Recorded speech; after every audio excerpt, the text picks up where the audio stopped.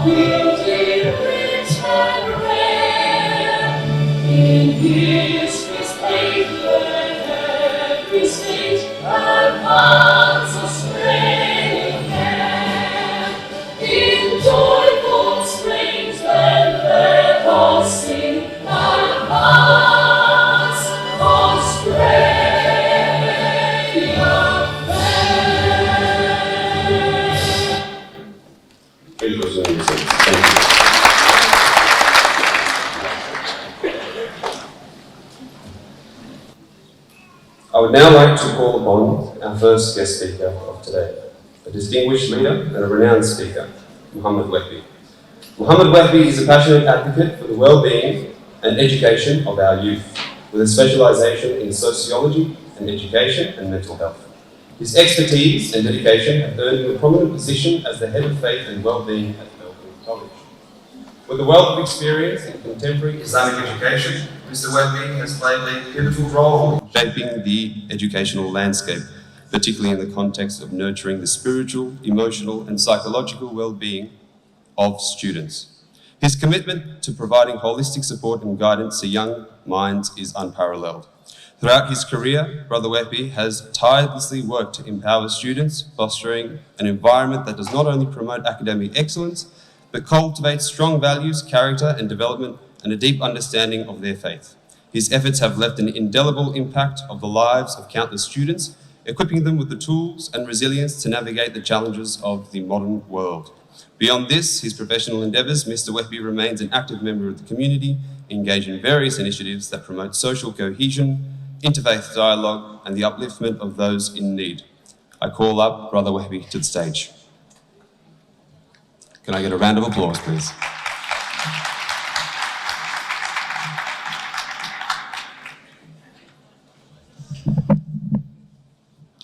In the name of God, the most compassionate, the ever merciful, first and foremost, I would like to acknowledge the traditional custodians of the land on which we meet today and pay our respect to their elders, past, present, and emerging. Esteemed scholars from our community, respected fathers and mothers, accomplished members of our community, guests, visitors, children, young people from all walks of life, I would like to begin by greeting you with peace and blessings.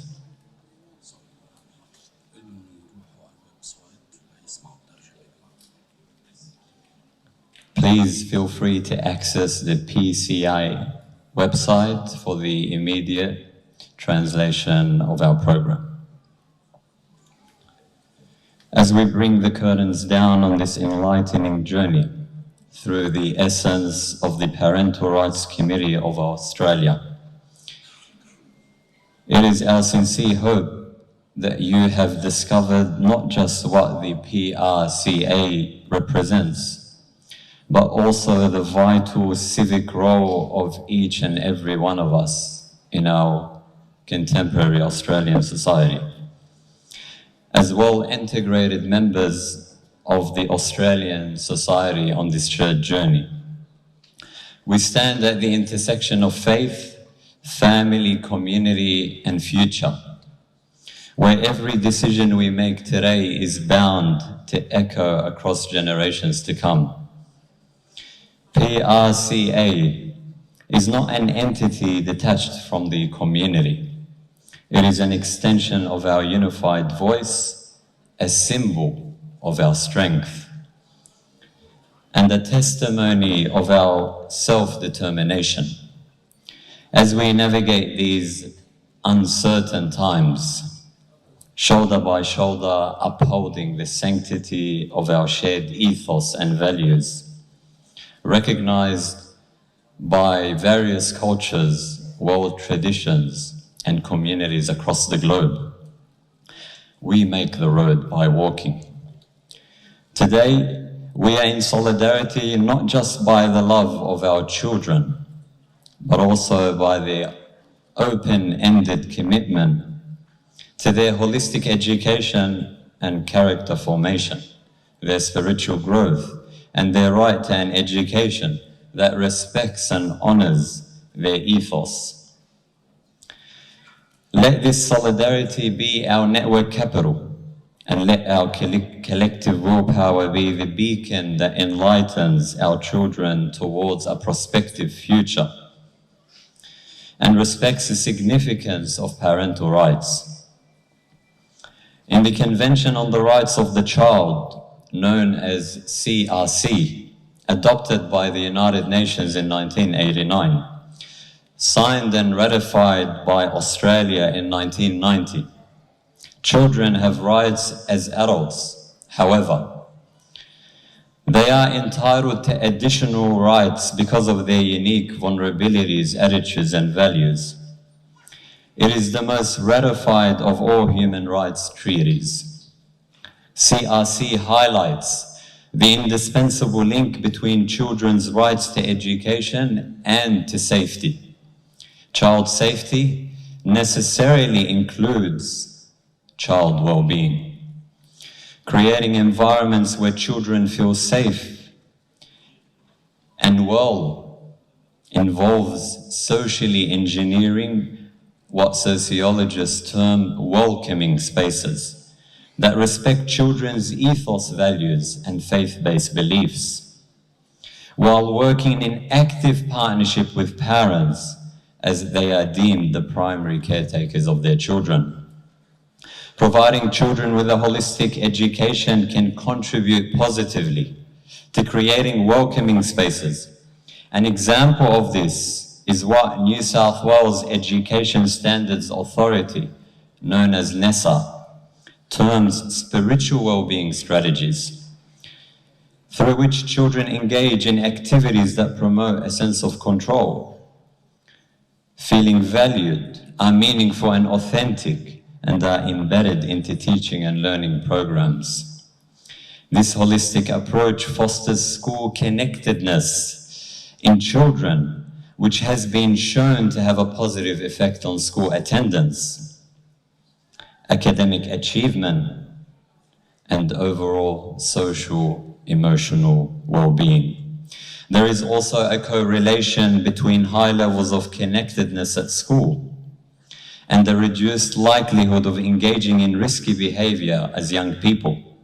In this way, school connectedness is a protective factor, not only in reducing physical or mental harm, but also in supporting a child's spiritual well-being in partnership with the family unit, which is the oldest of all societies and the only one that is natural.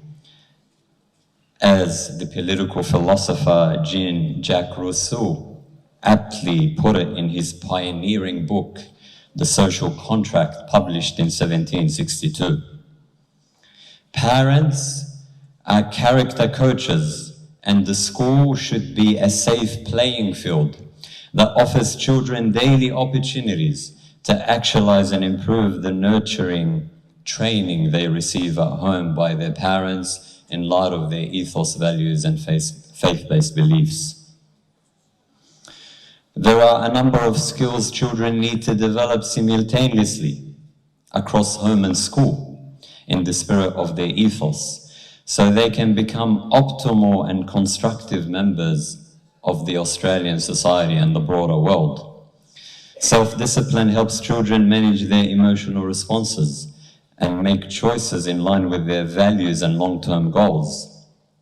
Wisdom allows children to make decisions that benefit others. Social orientation enables children to form meaningful relationships with other people. Collaboration helps us work with them.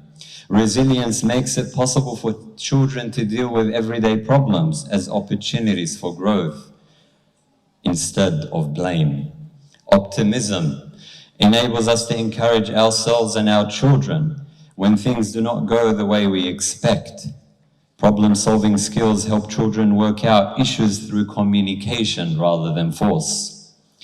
As you walk away from this presentation, remember, you are not alone. You are part of a community network that stretches across the breadth of the Australian society in its multicultural facets and segments. United by a shared vision and empowered by a streamlined communication, you are part of the PRCA, and together we can build a future that respects our rights, celebrates our shared faith, and secures a legacy of integrity for our children. So let us progress forward with this shared understanding, empowered with knowledge, equipped with resources, and most importantly, grounded in our collective mission. As the African proverb taught us, the child who is not embraced by the village will burn it down to feel its warmth. Thank you once again for your unwavering support and commitment, your invaluable contributions, and for always being an essential part of this enlightening journey. May peace and blessings be upon all of us, our families, and our loved ones. Without further ado, I would like to quickly transition into the PowerPoint presentation, which will offer us insights into the overarching vision, mission, and action plan of the PRCA initiative we are celebrating and standing in solidarity with today. As we begin with our objectives, you will see keywords on the PowerPoint slide in front of you that very much summarize how we are proceeding forward and what kind of tools and resources we need to succeed. With any initiative we introduce, we always want to highlight the key objectives so that we can stay focused within the contemporary Australian framework. We are advocates for parental rights within the family unit and the broader community, not only in education, but in every aspect of our child's character formation and holistic development, whether it's sport, academic learning, recreational activities, and so on and so forth. This is advocacy, moving from we can to we will. The other objective is raising awareness. We are responsible in the age of the information bomb to share information useful for our understanding as well as our capacity to make decisive choices for the best interest of our children. Education. We are working diligently with different stakeholders in New South Wales and the broader Australian landscape from different areas of expertise to offer you the most up-to-date developments in the legal arena, as well as the cultural and the educational sphere of your child's safety and well-being. Stakeholders, we are not an organization that attempts to build a palace for itself. We are an initiative that is open-minded, open-hearted, and open-handed in every respect of the word, which means that we are interested in inviting all the stakeholders in our community, sharing our vision and mission, to join forces in working for a better future and for a better society as a whole. Unity. Without unity, no matter how much effort we put into this initiative, we will lose track and lose sight, not only of the road, but also of the end outcome we are aspiring to reach together. Empowerment.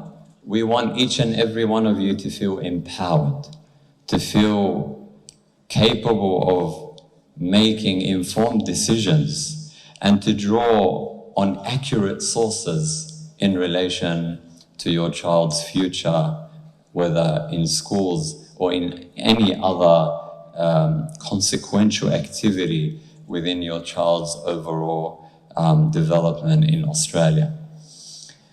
Inclusivity.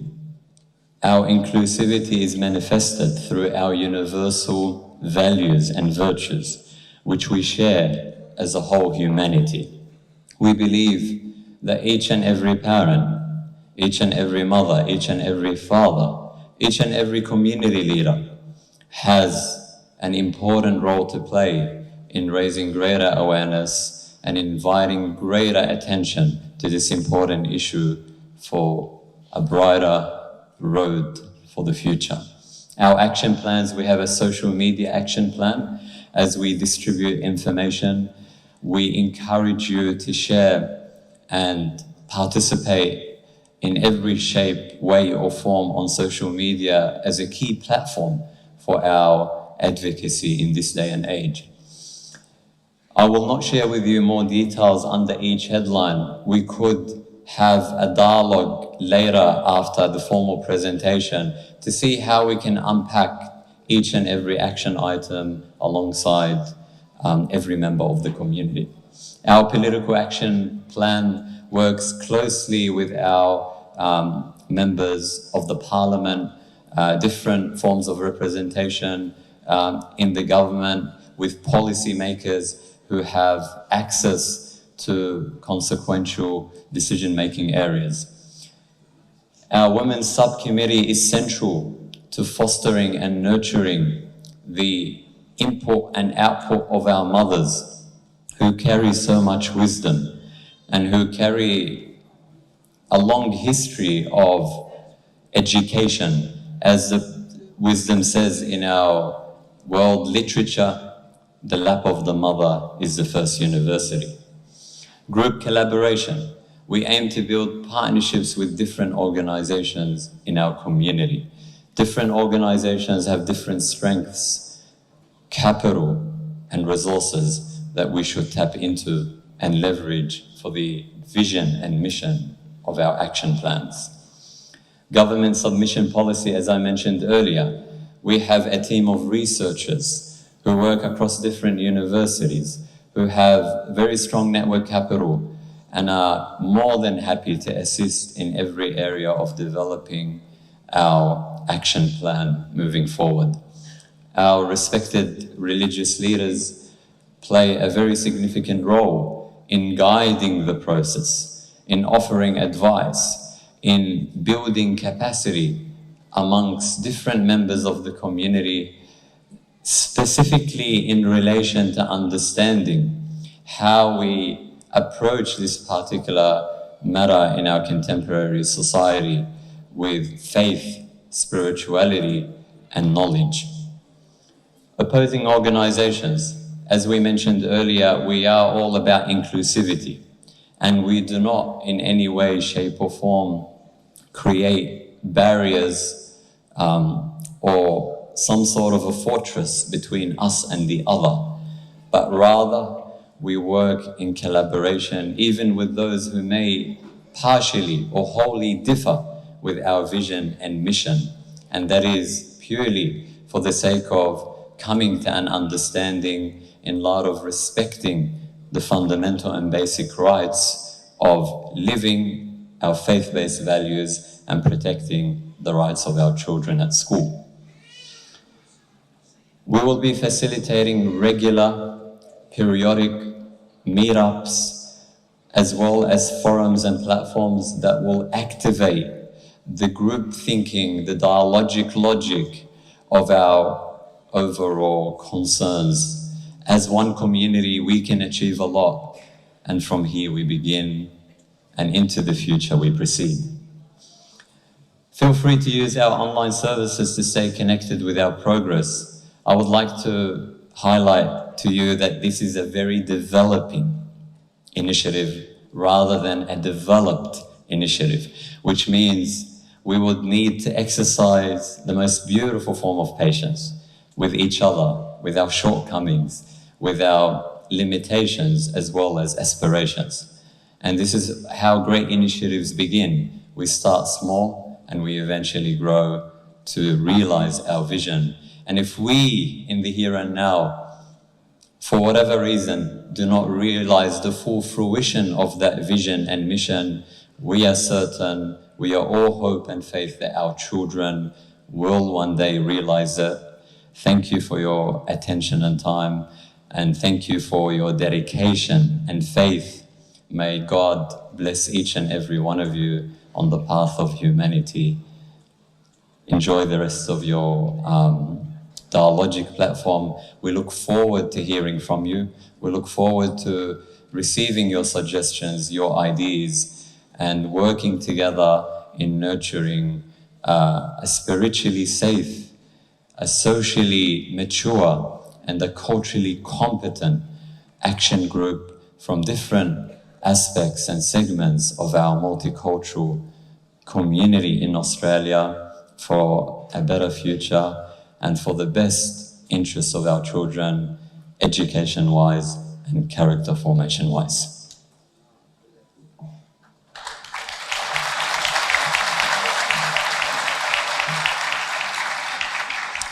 Ladies and gentlemen, that was Brother Wehby. Thank you, Brother Wehby.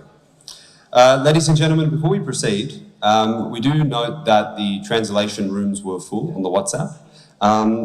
Now, after the program does finish, if you go to www.prcaustralia.com, you'll find the full translation services there and it will be uploaded. So shortly after you leave here, it'll all be uploaded. Now, the next thing I'd like to inform you all is that there are 4 petitions that will be handed out throughout the crowd, okay? One will be blue, one green, one yellow, and one white. They are the same document, but what that will do, these petitions will be sent to members of Parliament throughout the local constituencies, and the more signatures, the better. It helps everyone out. To further explain this, I'm going to call upon our next speaker, Michael Anjakovic. He's an independent community advocate who's been championing religious freedoms, religious rights, as well as parental rights for quite some time. He's done extensive work with the ARA, the Australian Religious Alliance, and he's worked closely with various communities and causing unity with different groups, being ethnic groups, religious groups, or whatnot. So without further ado, I call upon Michael to come up and enlighten us with your plethora of experience.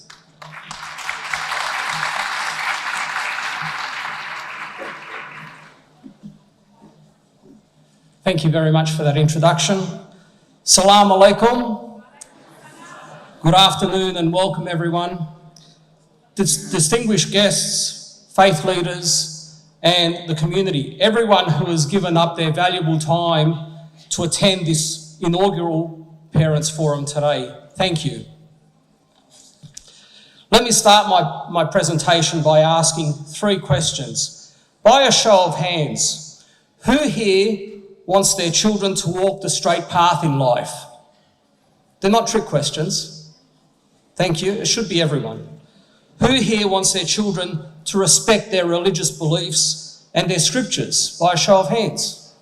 Thank you. Again, everyone. Who here wants their children to become upright citizens within their community?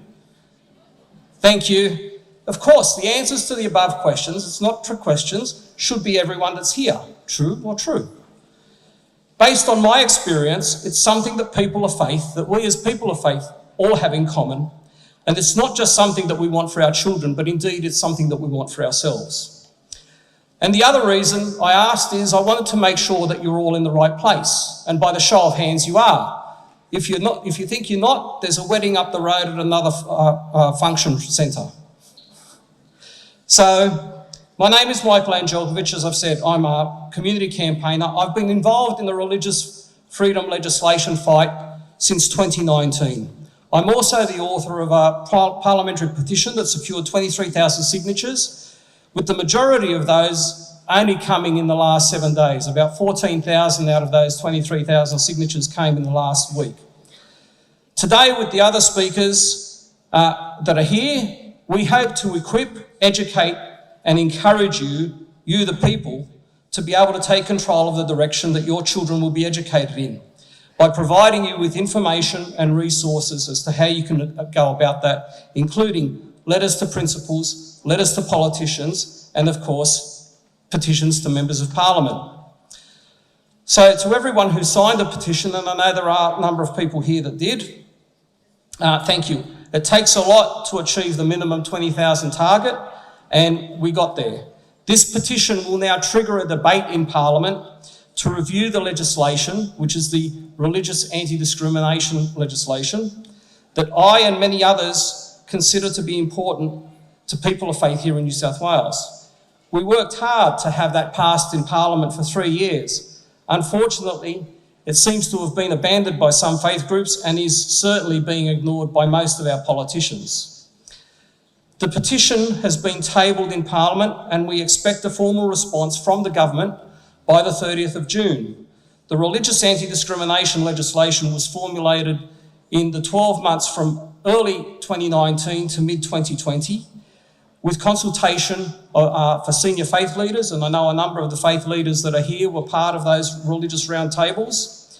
It was also a number of legal advisors, and it was proposed because New South Wales and South Australia are the only 2 states that have no religious discrimination legislation or protection laws, as identified in the Ruddock report.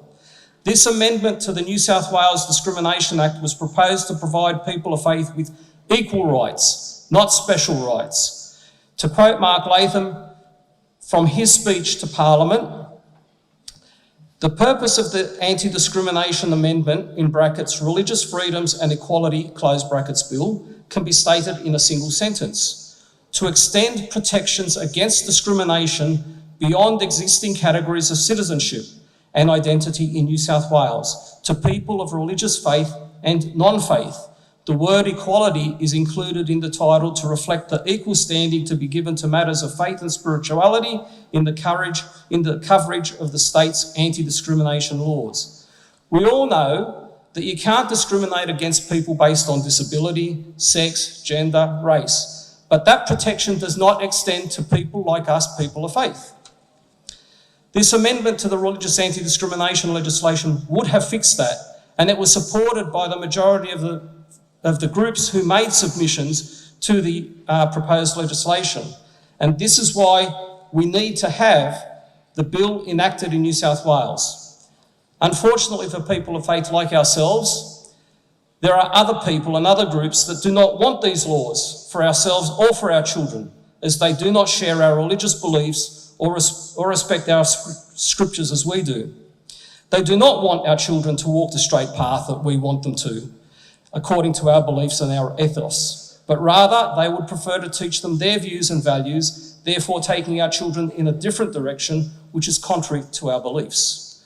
And those groups are actively and vocally opposing this proposed legislation and have done for the last 3 or 4 years.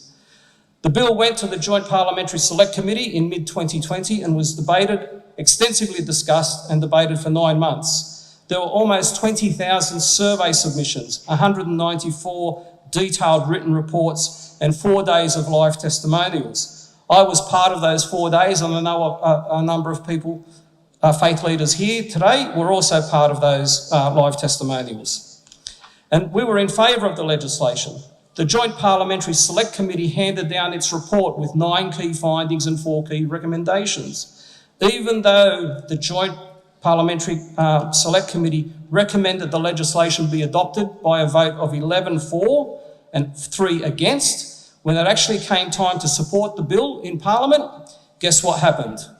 The major parties, the Greens, firstly didn't support it, and neither did the Liberal or Labor MLCs, that is the members of the upper house, and they voted against it.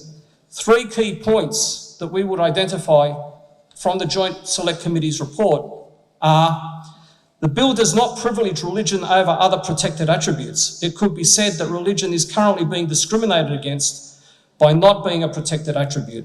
Therefore, the legislation fixes the inequality. The Joint Select Committee formed the view that there was a strong need to protect people from discrimination on the grounds of religious beliefs and activities. And thirdly, the Joint Select Committee found there was strong support for the bill. Of the 19,400 responses to an online survey, almost 70% supported the legislation. So why did the upper house members vote against this legislation? Valid question. In my opinion, it comes down to two words: identity politics. Back in early 2021, when the leader of the Labor Party was Jodie McKay, we had a meeting with her as part of the Australian Religious Alliance. Australian Religious Alliance was a group of almost 40 senior members of various faith groups, including Christian, Muslim, Hindu, Buddhist and others. And it was indicated to us that they would not support the bill, not because it was a bad bill, not because it was legally wrong, but simply because it came from Mark Latham. The Liberal Party position was pretty much the same, and at that stage, there was a balance of power influence over the Berejiklian and then Parental governments by the independent member for Sydney, Alex Greenwich. The response from Mark Speakman, who was the former Attorney General and is now the current leader of the Liberal Party and the leader of the opposition, stated, and I quote, "The New South Wales Government commits to support the committee's central recommendation to amend the Anti-Discrimination Act to prohibit discrimination on the ground of religious belief or activity where that activity is lawful." So the New South Wales Government will implement this commitment above and finalise its detail following the passage of the federal religious discrimination legislation. To date, that still hasn't happened. It fell apart at the end of last year. The federal legislation has been now put off until March next year. And the one important part that I really need to point out is that the New South Wales legislation was standalone legislation. It was part of the New South Wales anti-discrimination legislation. It was not dependent on and did not rely on the federal legislation. So in other words, Mark Speakman, the then Attorney General, kicked the can up the road into the long grass, and the current government is basically doing the same. In summary, both major leaders and political parties have danced around the issue for quite some time, a couple of years. So what can you do as the public, what can you do as parents to assist with supporting this parliamentary petition and helping to get the religious anti-discrimination legislation enacted? The first thing is we must lobby as many MPs as possible. And that is, we just need to make sure that MPs know the passage of the discrimination legislation is important to you, that the MP will lose votes if they don't support it. It's as simple as that. Successful lobbying includes emailing an MP, calling the MP's office, visiting the MP, or all of the above. But to make life simple for you, we have standard letters available now, which will be available, and you can take them and sign them and drop them off to your MPs. And we also have standard petitions available. So these petitions have different wording, and we will be then dropping them to different members of Parliament. So the paper petitions you sign, please sign them.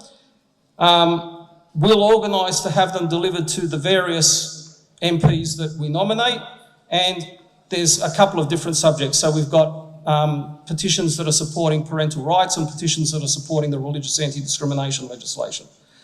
We would definitely like to see this religious anti-discrimination bill put forward and enacted, because it's something that's already been done. It's been there for over 3 years. It's ready to go. There's no reason why it can't go ahead. The right to believe and practice religion is a human right, and all human rights should be protected equally. We deserve to have that right as well, to practice our faith, not to be discriminated against because of it, to hold freely and to articulate our beliefs. In the lead up to the state election, there were some meetings and a number of forums that were held by both the opposition leader, now Premier Chris Minns, and the former Premier Dominic Parental, but he's been replaced by Mark Speakman, as you know. Basically, there was lots of lip service given to the subject of religious freedoms, and that's gone by. The two things that came out of the election campaign were that there was a religious advisory council or committee formed, and both major parties supported that. They took our Australian Religious Alliance of 40 faith group leaders and divided that and turned it into an advisory group of 15 members from the major faith groups into advisory groups, which now work in hand in hand with the government rather than lobby the government. The second thing is the promise of vilification laws. Now, vilification laws sound good in theory. However, they do not provide the same protections as discrimination legislation. Vilification is against the law, but it doesn't protect you from discrimination. Religious vilification is an act that could incite hatred, serious contempt, or severe ridicule towards people of a particular religion. So let me share with you an example of what is discrimination that was published in an article in the Catholic Weekly. So let's say a Christian goes into a restaurant, orders a meal, and when he's served the meal, he makes a sign of the cross and says a prayer before starting his meal. The owner of the restaurant or the management could say to that patron, "We don't serve Christians here, please leave." Discrimination, and it's quite legal to do so. The same applies to, say, a Muslim woman who goes into a cafe with a head covering, a hijab or a abaya. The owner is quite within their right to say, "We don't serve Muslims here, please leave." There are a number of court cases going, but I won't go into detail with those, because it's not considered, discrimination is not considered vilification, because it's not considered to be inciting hatred, serious contempt, or severe ridicule towards a person of faith. So, in summary, what the politicians have done is given us the crumbs and kept the cake, and they've kept the cake for other groups. They have kept the anti-discrimination legislation that would protect people of faith on the shelf, but promised vilification laws which do not offer the same protections. In conclusion, if you want to practice your faith freely, if you want your children to walk the straight path, if you want your children to respect their religious beliefs and scriptures, and if you want your children to become upright citizens in your community with your parental guidance, then I trust you will support this campaign to help enact the New South Wales religious anti-discrimination legislation, and also to support the ongoing campaign that we'll be having to enact Parental Rights Bill and put forward parental rights as the main source of support for your children. Thank you very much, and thank you for your attention, and I look forward to, I'll take questions at the end. Thank you.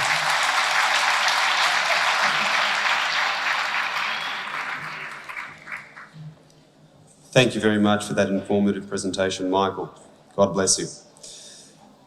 Ladies and gentlemen, I'd like to reiterate something, and this is of absolute crucial importance, and that is that there are petitions being handed around, upstairs, downstairs. There are 4 colours. We need your signatures. Those signatures will be sent to your local parliamentarians. That will amplify our collective voice. On top of that, on your way out, not just now, but on your way out after the program, please do not forget, immediately to the right, next to the kiosk, there is a lady, and she has authorisation forms. As Michael was saying before, these authorisation forms allow us to act on behalf of this collective. That amplifies our voice majorly.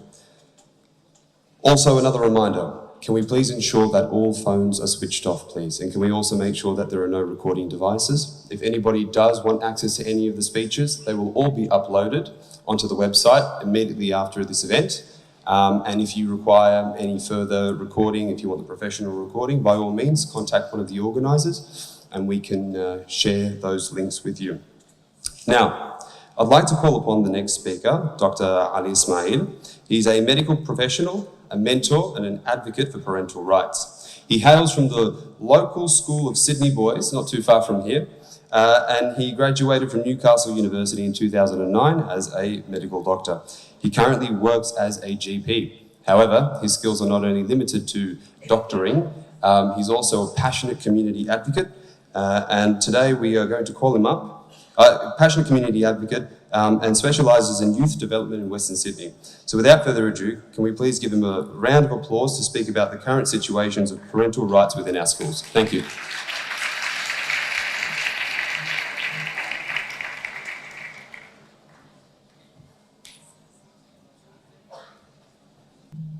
أعوذ بالله من الشيطان الرجيم بسم الله الرحمن الرحيم. In the name of Allah, the Beneficent, the Merciful. Welcome to everyone. May you all be included in the peace and blessings of our Lord and Creator. Just excuse me for a minute. I might just speak in Arabic just for a minute or two, just to explain some of the logistical things happening, and then inshallah I'll resume in English. Assalamu alaikum أخوان وأخوات. شكرا جزيلا لحضوركم. وشكرا لصبركم معنا. ادري انه اغلبيه البرنامج بالانجليزي، بس يعني تعرفون بعد هذا الشيء ضروري، والترجمه تكون موجوده على الواتساب جروب. اذا انتم داخلين على الواتساب جروب هاي مال ستاند فور بيرنتال رايتس، اكو مجموعه اولى وثانيه، تدخلون على المجموعه وتكون الترجمه موجوده يعني مسجله، تقدرون تسمعون بالعربي.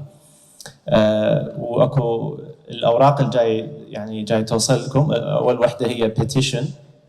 هاي البيتيشن كلش مهمه لانه نوصلها لاعضاء البرلمان، واذا بس 500 توقيع كافي انه هاي البيتيشن توصل للحكومه، ولازم يجاوبون على هاي البيتيشن وتسجل في الحكومه. فاحنا نريد اليوم يعني تقريبا اكثر من 1000 شخص الحمد لله موجودين. اذا كل واحد يقدر يوقع 4 5 6 حيكون تقريبا 6000 توقيع. فحيكون 12 عضو من البرلمان حيستلمون هاي البيتيشنز، ويعني حتوصل صوره للحكومه انه اكو ناس كثيرين مهتمين بهذا الامر. والفورم الثاني اللي يحتاج تكتبون اسمكم وتفاصيلكم، هذا يعني تعطون وكاله لهاي الجمعيه Parental Rights Australia انه تتصل بالمدارس وكالة عنكم وتطلب منهم انه هاي الامور يعني غير مناسبة ما يدرسوها او ما يعرضون الطلاب لهاي الامور. فطبعا تقدرون باي وقت تسحبون هاي الوكالة، فيعني ماكو شيء واحد يخاف منه. اي وقت تدزون ايميل مدرسة انه لا هاي الجمعية ما لهم وكالة. بس الان طبعا احنا حتى نسهل الامور للاباء والامهات، اذا يكون واحد يعني بيقدر يجيد بالانجليزيه ويعني يجيد بالالكترونيك كوميونيكيشن، يقدر يعني هو يكون نقطه تواصل مع المدارس، طبعا يكون شيء يفيدنا ويسهل لنا الامور جدا. يعني فان شاء الله هاي اهم شيء من اليوم ان شاء الله هو هاي النقطتين، انه تعطون هاي الوكاله للجمعيه، وانه توقعون على هاي البيتيشنز اللي حالي توصل أعضاء البرلمان. شكرا. صلوا على محمد وآل محمد.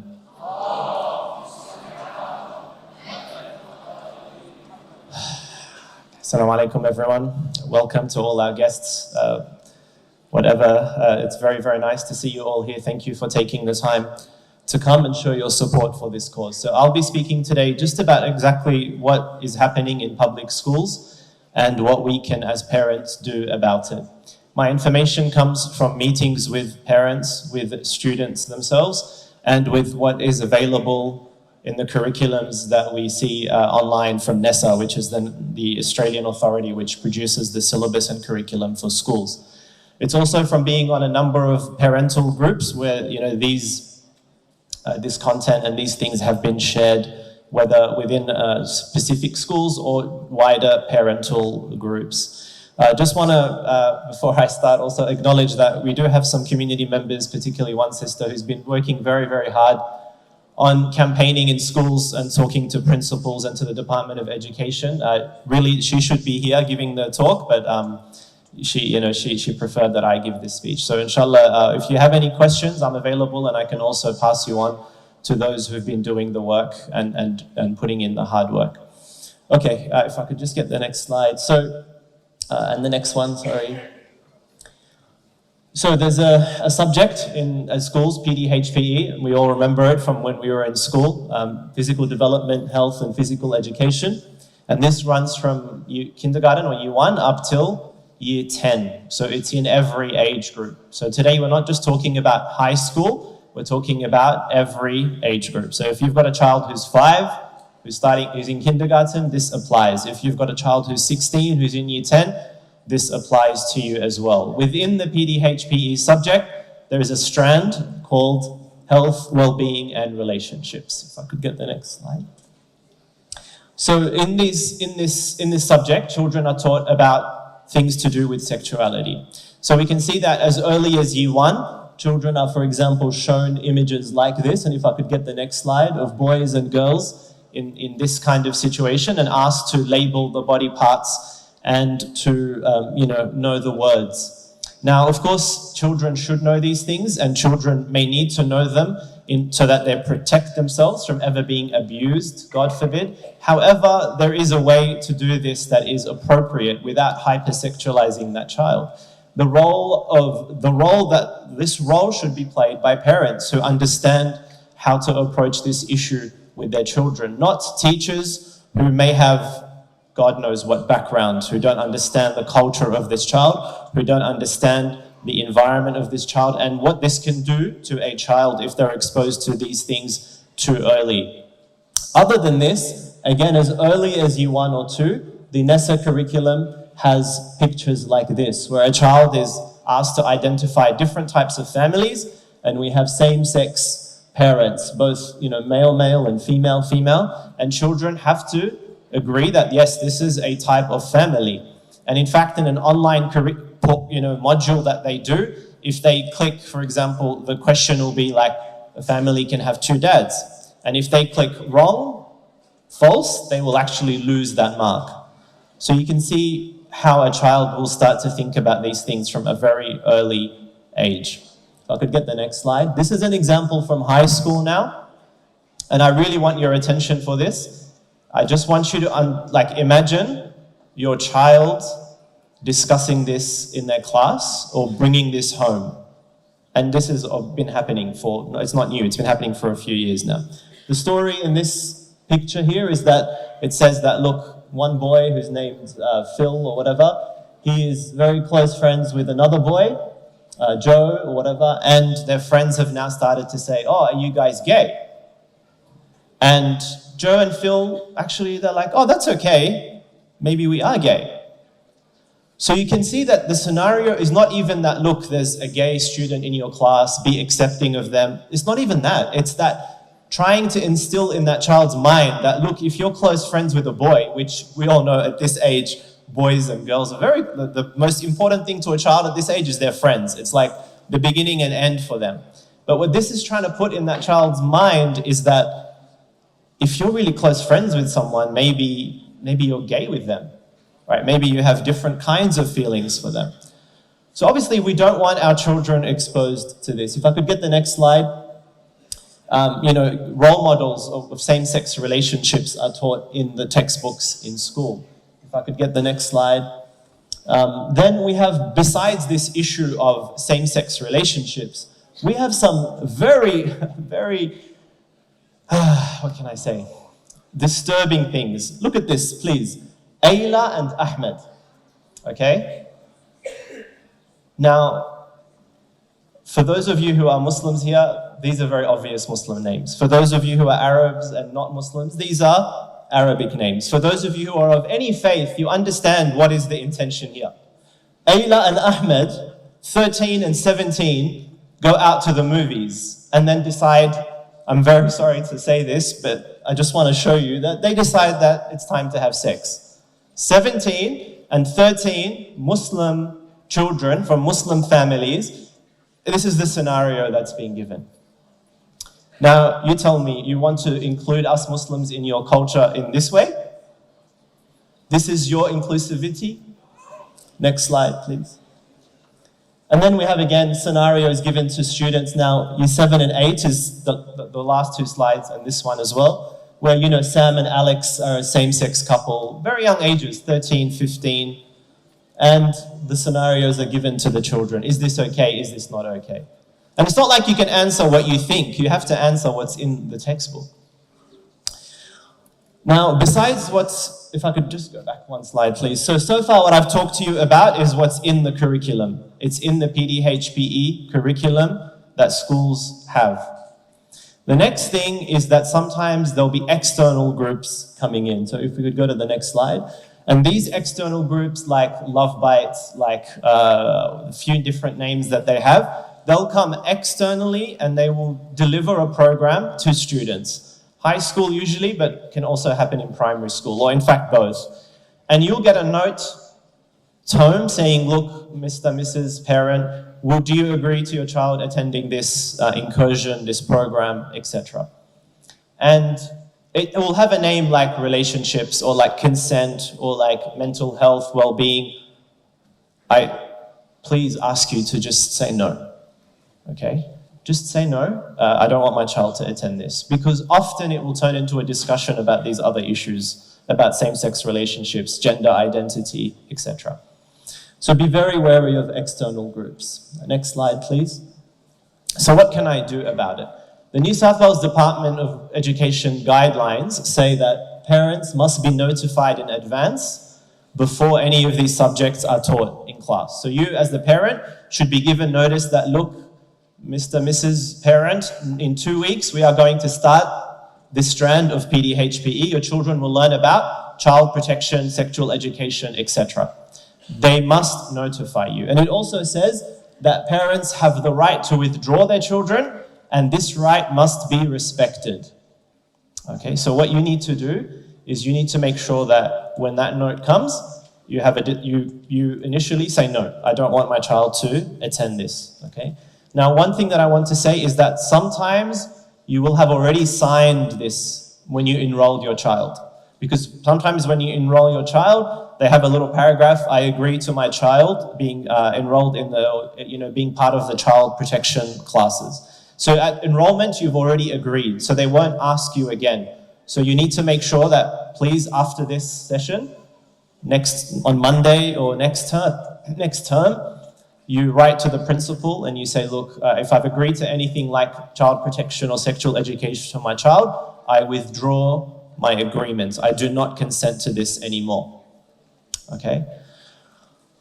And when you write to the principal and you say, I don't want my child to attend, I don't want my child to be part of this class, they're not going to say yes. Even though that's the policy and you can find it online, they won't say yes. They'll write back to you and say, this is a compulsory subject. Like many of you already wrote letters. We sent, alhamdulillah, thousands of letters went to the Department of Education. And we all got a reply, a generic reply back saying, this subject is compulsory. So we don't stop there, okay? We write again. We ask for a meeting with the principal.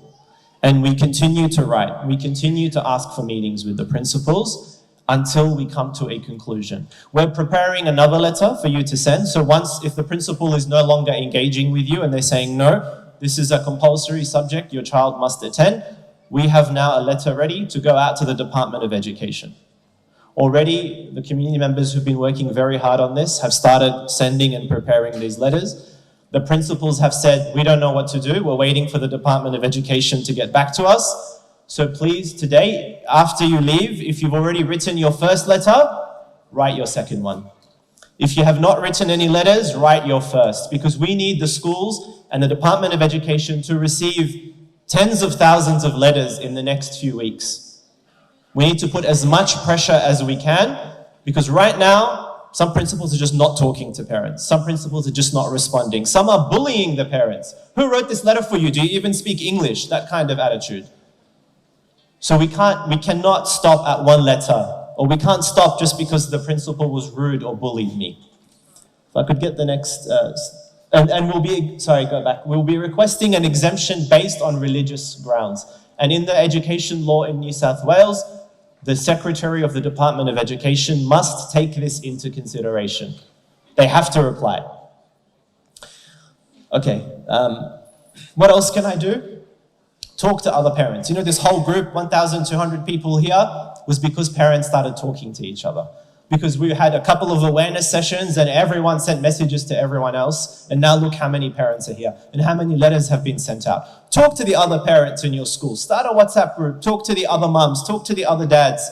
Because the more parents write to that principal, you'll be surprised. Most parents in your school don't want their children taught these things. But they're waiting for one person to say, hey, let's do something.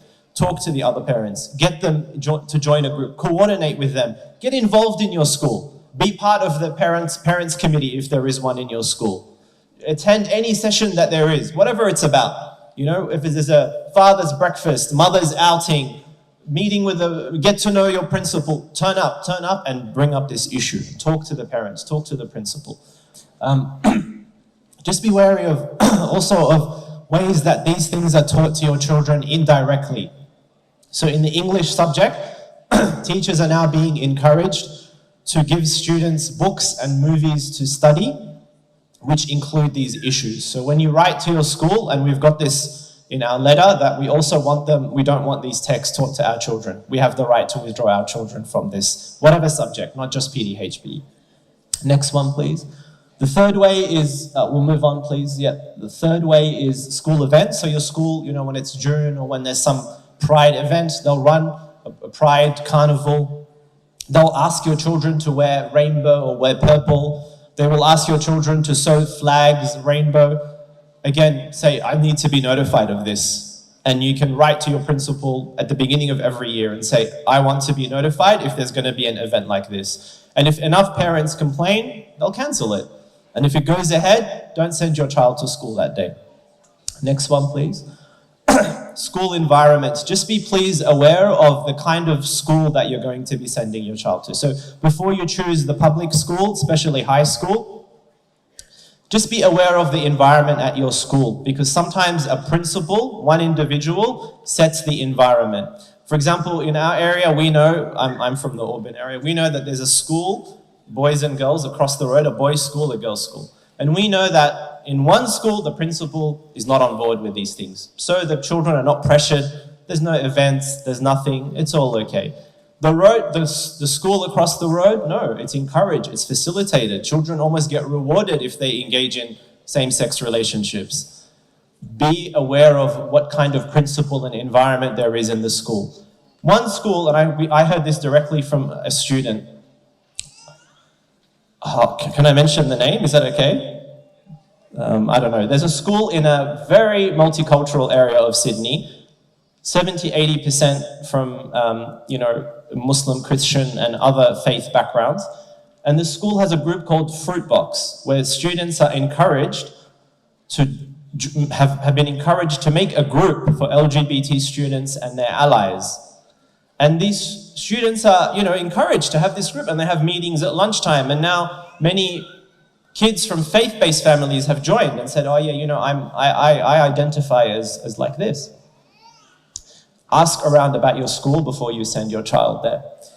Next, please. And so if your school is like this, it has an environment that facilitates these things, please get the other parents, talk to them. Maybe you can change the culture at the school if enough parents stand up and complain and talk and be loud. And if you can't, you might want to consider removing your child from that school. And finally, this is the whole reason we set up this group, so that not just 10 or 15 parents from one school are talking to each other, but thousands of parents. Now we have, there are 2,300 parents in the group. We now are being kept up to date. And on the website and on the app, there are letters that are ready for you to send out to your principals. There are letters ready to send out to MPs. There are letters that are, there are other resources for you to be able to know what the next step is. Rather than each of us having to do the work is being done by the group. And the group is open to feedback. Many of you have come today. You don't know exactly what's the group about, who's in the group. The group is open to feedback. You give the feedback and the group will take on your feedback, will evolve for what's best for the community, because we're learning with you. Well, we are, this is something that's never been done before. So please, so if I can go back one slide, please.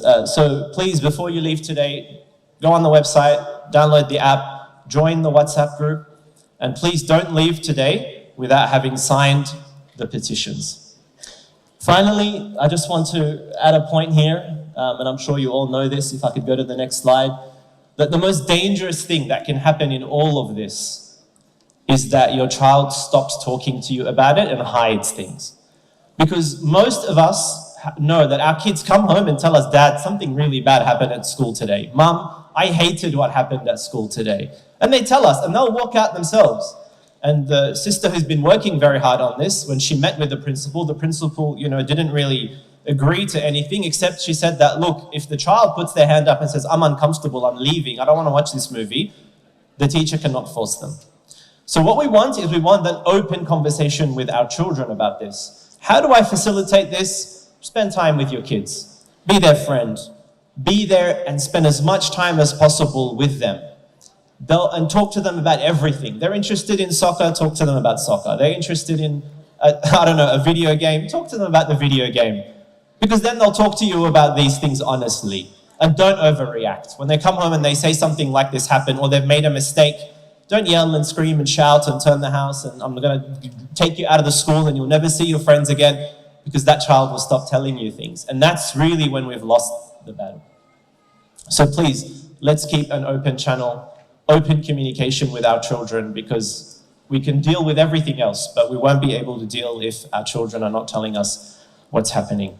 Thank you very much for listening, and I hope that you can all continue on this journey with us. فقط أطلب من الإخوان والأخوات عندما تنتهي الكلمات رجاء لا تتركون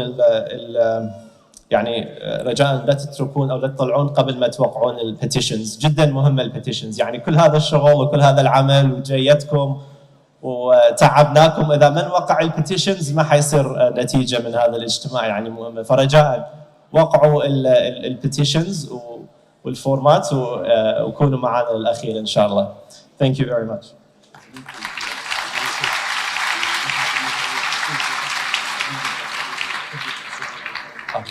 وحتكون إن شاء الله يعني فقرة أسئلة وأجوبة بالإنجليزي وبالعربي، فإذا عندكم أسئلة إن شاء الله بالأخير تكون فرصة. There will be a Q&A in Arabic and English after the speeches, inshallah, for those who have questions. Thank you.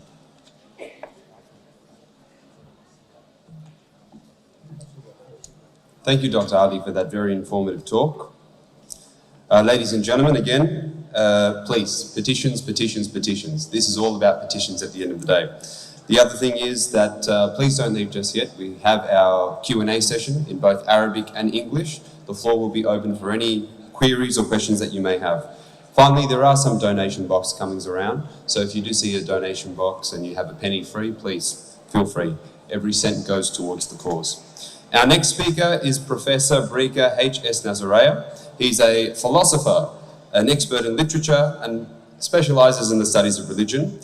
He also merges archaeology and philosophy.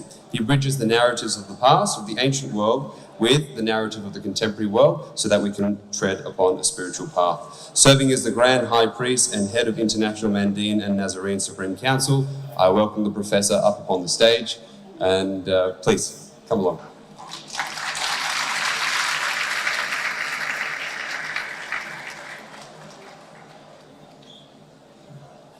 The floor's yours.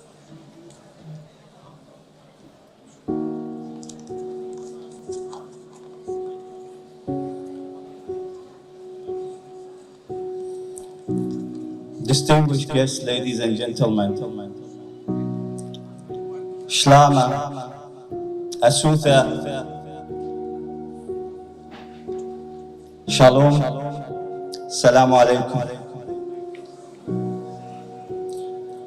What a heartwarming view in front of me today, and what a cause worth fighting for.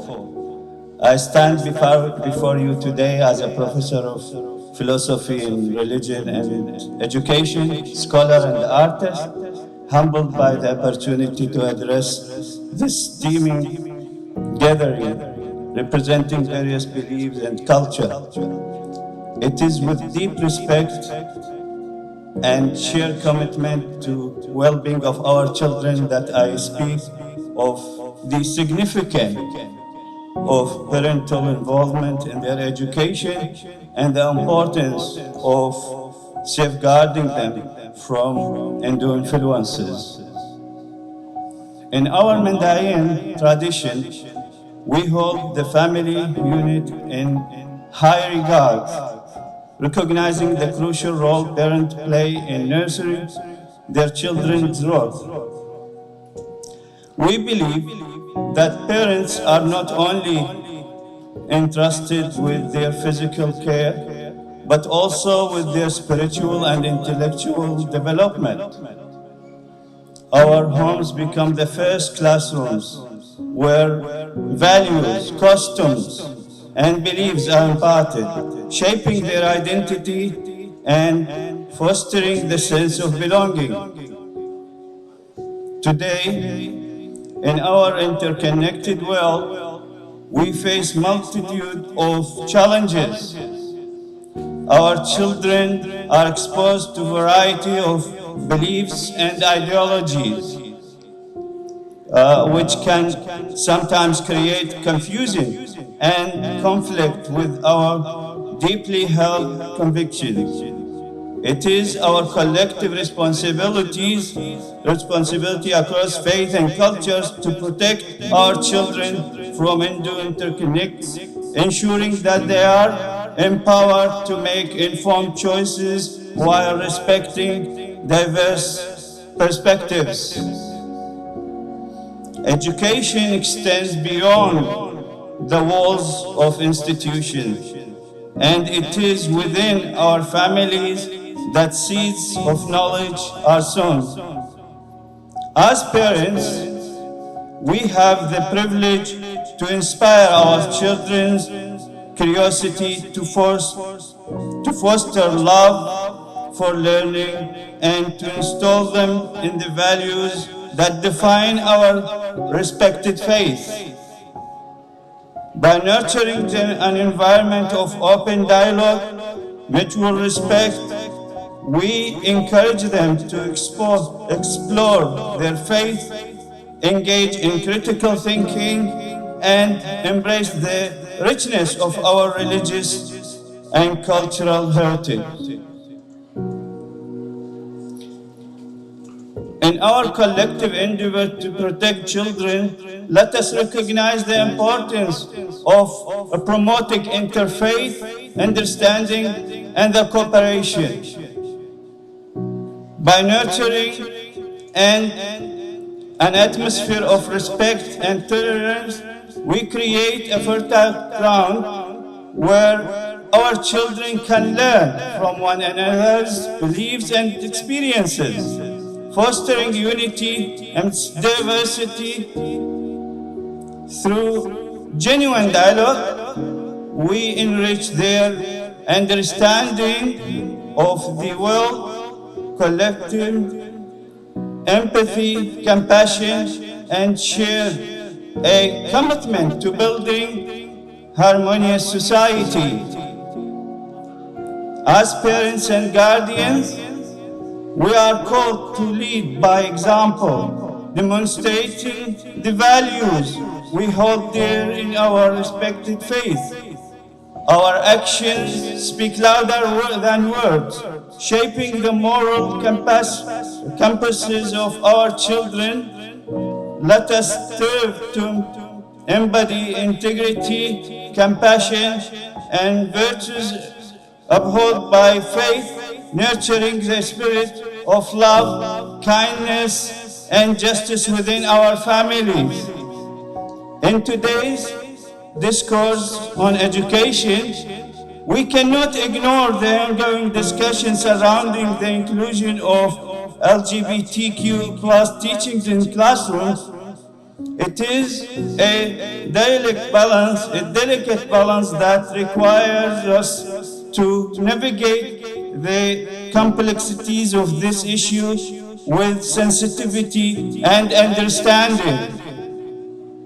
As parents, we have the fundamental right and respectively to be actively involved in our children's education, ensuring that their learning align with our cultural, religious, and moral values.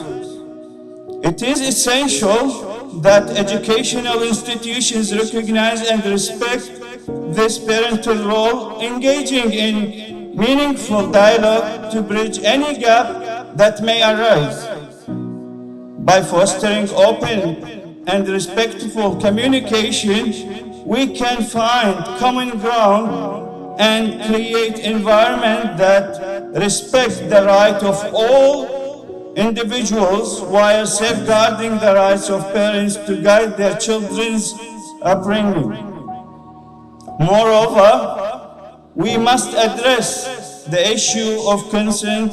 Parents have the right to be informed and provide consent regarding sensitive topics, including LGBTQ plus teachings that may clash with their beliefs or contradict with their culture and religious values. Inclusivity in education should not come at the expense of parental rights or ensures deeply held convictions. It is essential that educators and policymakers strive to strike a balance that respects the diversity of beliefs and ensures that no child is subject to teachings without the informed consent of their parents or guardians.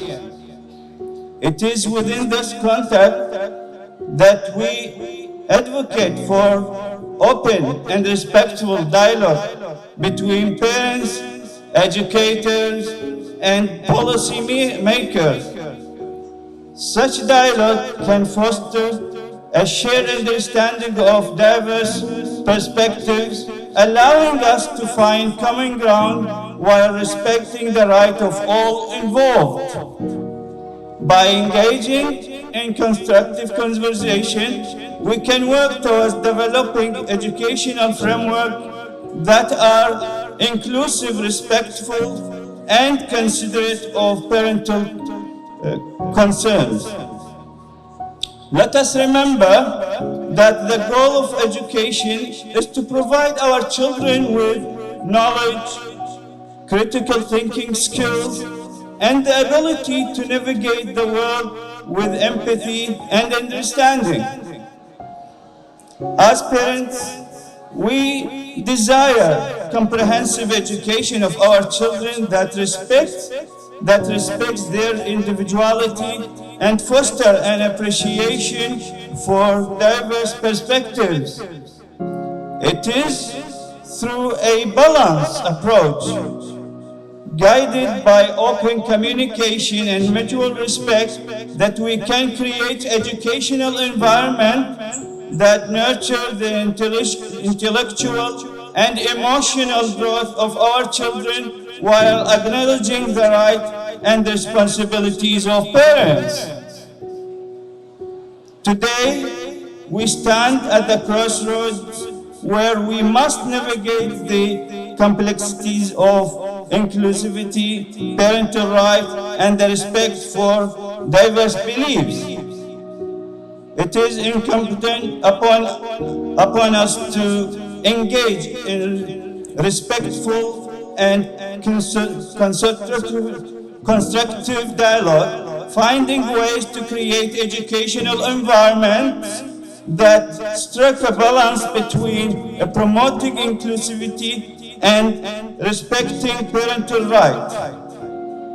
Let us work together across faith, cultures, and educational systems to ensure that our children receive education that respects their identities, uphold our shared values, and build a society that does not diminish our rights and the children's rights of adherence and discussing their faith openly.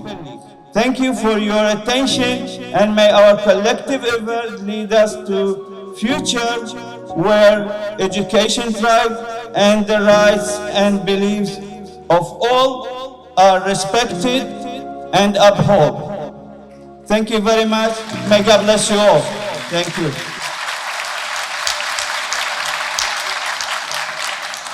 Thank you, Professor. Thank you very much for that enlightening speech. Ladies and gentlemen, if you don't mind, can I request a little bit of silence? I do understand that there is some commotion at the back because the food is out. There's plenty for everybody. Everyone will get a bite. But if we can just respect and maintain the candor of this event. I would now like to introduce the next heavyweight of today, and that is Dr. Con Kafataris. Dr. Con is the leader of the Australian Christian Alliance. He is a key player in the formation of the Australian Religious Alliance, and he's composed various reports on ex-LGBT bills and other issues. His main work pertains to the free practice of faith without infringement. Dr. Con, please come up and we'll be on to have you.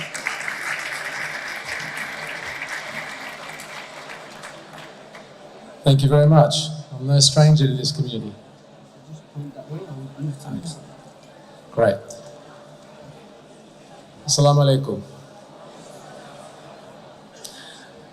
Okay. Great. Well, before we begin, I'm just going to tell you guys to fasten your seatbelts because I'm going to speak fast and furious. The information is going to come at you thick and fast, and that's deliberate because I find that in this space, a lot of people are asleep. So I'm here to try and wake you up.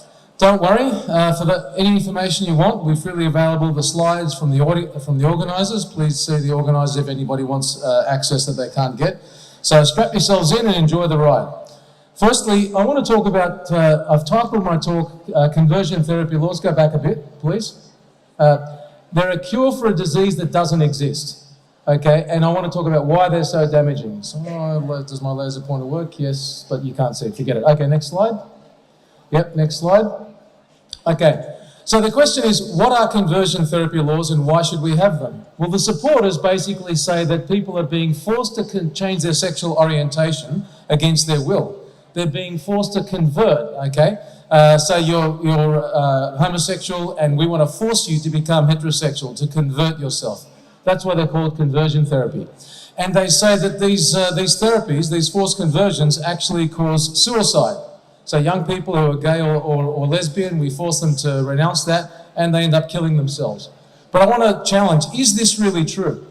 Well, in the 1960s and 70s, they did use aversion therapy. They used shock treatment and stuff like that for people who were homosexual because it was illegal back then and it was still considered a disorder. But that was 50 years ago, all right? In Australia, 2023, I mean, let me ask you this. If someone comes out now publicly, do we condemn that person or do we cheer them on? We cheer them on in 2023. Everyone, they're so brave. They're so, we stand up and we applaud their courage. So, today in Australia, when people come out, it's celebrated. Forced conversions, okay, anyone that's being forced to convert, shock treatment and all that stuff, that's actually assault.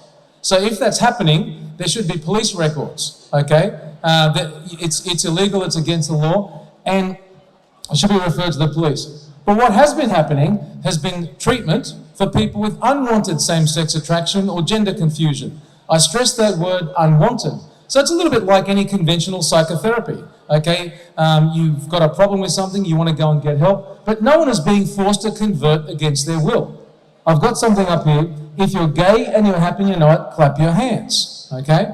So my challenge, and I've said it before, I'll say it again, give me hard evidence that people are being forced to convert in New South Wales right now. Okay, give us the evidence, give us the facts, give us the police reports. I don't want anecdotes and things like that because anybody can make that stuff up. Give me hard facts. So far, no one's given me any. Next slide. So let me talk about the propaganda behind the agenda, what the debate is not about. It's, as I said, not about shock treatment or IFPAs. Mark Latham, before the election, I like this quote, he said that stuff went out with cardigans, in other words, the 1960s and 70s. It's not about forcing someone to change their orientation. It's not about tolerance or diversity. We hear those words a lot, tolerance and diversity. Well, what do they actually mean? Tolerance, you don't tolerate things you agree with. You tolerate things you disagree with. Things you agree with, you celebrate. So tolerance means that you recognize my right to believe something that you don't agree with, and I recognize your right to believe something you don't agree with. A lot of people in the room are of the Islamic faith. I'm of a Christian faith. We respect each other's rights to have differing views. That's tolerance. And diversity, is by definition difference. So true diversity means we're going to have differences of opinion, which means there are going to be people that don't agree with you. Okay? Next slide. What it's really about, this is the agenda behind the propaganda. So the last slide I gave you the propaganda. Now I want to tell you what it's really about. It's not about tolerance and diversity, but it's about affirmation. You don't have the right to disagree with the rainbow lifestyle. You don't have the right to disagree with that. You have to agree with it. That's what they want, okay? And how are they going to do that? They're going to silence and cancel anybody who disagrees with them. They're going to try and silence and cancel people like me, and I'll talk about later how they do it. They also want to silence and ultimately remove all scriptural opposition to the rainbow lifestyle. When I say rainbow lifestyle, LGBTQI, whatever, okay, I just don't want to use that. So use that word rainbow just to catch everybody, okay? Let me give you, here's the problem they have. We've got these pesky things called scriptures, because no matter how the LGBT people like to cut it up, the Quran and the Bible do not affirm homosexuality, all right? The Bible calls it sin, and the Quran calls it haram, okay? And no matter which the way they try and slice it up, they're not going to change that. It's also about taking away the rights of parents to teach their children anything that does not line up with the lifestyle. And it's about taking away the rights of adults or children with unwanted same-sex attraction or gender confusion to get help. If your kids in future end up having gender confusion, you want to get them help, right? Well, this is about taking away that. Next slide. I want to say what it should be about. It should be about speaking for those who cannot speak for themselves. It should be the rights of parents to raise their children according to their faith. Okay? I want to raise my children according to my faith. You want to raise your children according to your faith. That's what it should be about.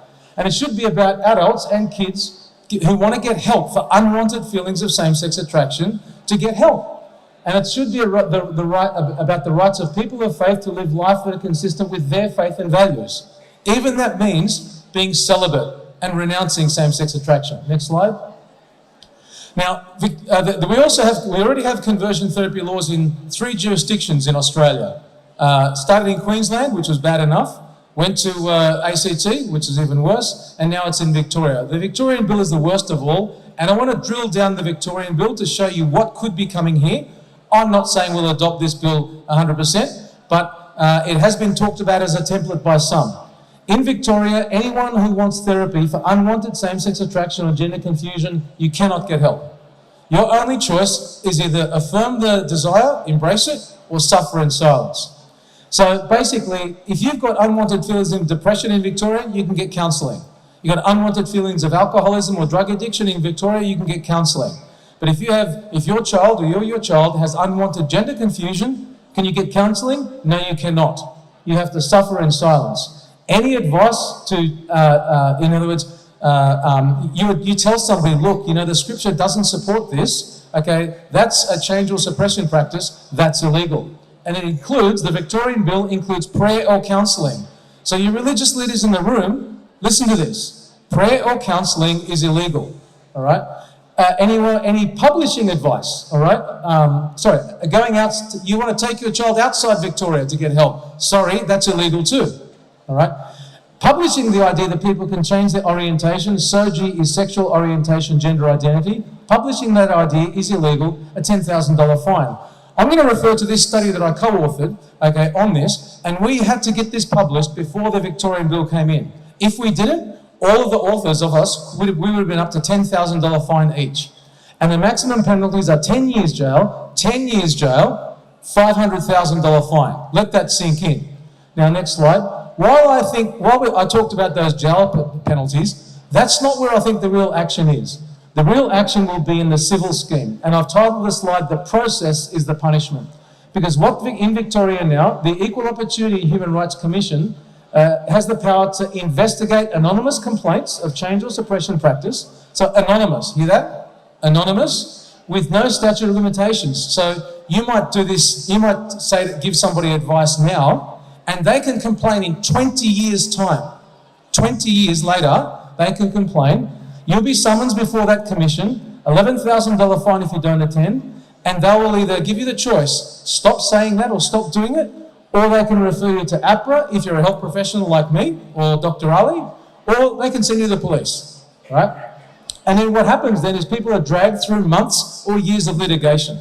If anyone wants to know what it's like to be dragged through these tribunals, ask Lyle Shelton. He's the guy that was the chairman of the Coalition for Marriage during the same-sex marriage campaign. He objected to transgender story time. You've heard of that? Transgender story time? Drag queen story time? He objected to that online in Queensland. They made a complaint about him 3 years ago, and it's still going. It hasn't stopped. his legal costs are $150,000 and counting. All right? So that's what I mean by the process becomes the punishment. My question is, how many parents would take things this far? How many of you would stick in it for 3 years? How many would just give up and say, I'm never talking about this ever again? Well, guess what? By doing that, they've achieved their goal. Remember I said they want to silence you? Well, that's how they're going to do it. Next slide. And I've titled this, The Devil is in the Details, because what I've got here is a quote from the Victorian Bill itself. I call it a dangerous definition leads to a slippery slope. I won't read the whole thing. I want to look at the underlying section. So this is quoted from the Act. The definition of the Act says that no sexual orientation or gender identity constitutes a disorder, disease, illness, deficiency, or shortcoming. Now, I've underlined it. It's not in the Act itself. And it says that a person's sexual orientation or gender identity is not broken or in need of fixing. Now, here's a problem. Because many religions say that certain sexual orientations are a shortcoming or disorder. The Greek word for sin is amartia, which means to miss the mark. That's a shortcoming. So here's a problem. You've got the Act of Parliament, the law, saying that what your scripture says is false. Anyone see the problem with that? So when a clash comes, when you've got to either follow what your scripture says or follow what the law says, you're going to have to decide, but you won't be able to do both on this definition. And remember, what I've got here is orientation is about your desires or proclivities. What about the person whose orientation or desires is for people under the age of 16? Okay, if no sexual orientation is broken, then how can we condemn that person for acting on those desires?